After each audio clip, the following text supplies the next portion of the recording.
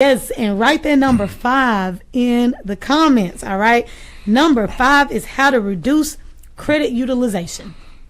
Gotta love it. See, credit utilization is basically how much of your credit have you utilized, how much of your credit have you used. So, for example, if you have a credit card and the balance is $1,000, let's just start there.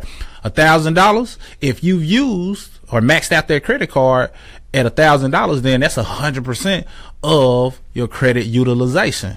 It doesn't look good because you have no cushion, no room. It shows that you're always maxing out your ability to borrow. Absolutely.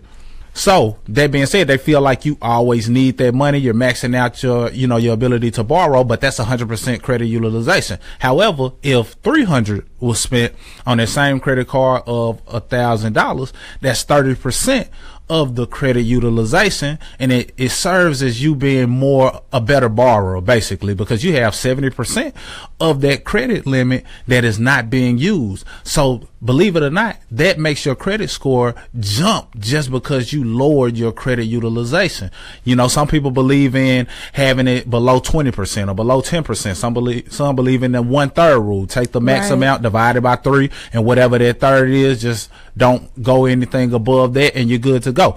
Different scenarios work for different things that you're trying to accomplish as it relates to what you want to do with your credit. But the name of the game is keep that credit utilization low, so that way you can have more spending power, which boosts your credit, and now you can borrow more or leverage credit to do other things. So you got to understand that credit utilization, and the best way to make sure that credit utilization is low is by increasing your cash flow in other areas. So you can lower whatever it is that you owe on that credit card. So that's a whole nother topic as it relates to increasing your cash flow, which you've heard us talk about multiple times. But you want to increase that cash flow because that additional cash flow allows you to lower your credit utilization, which is a huge percentage.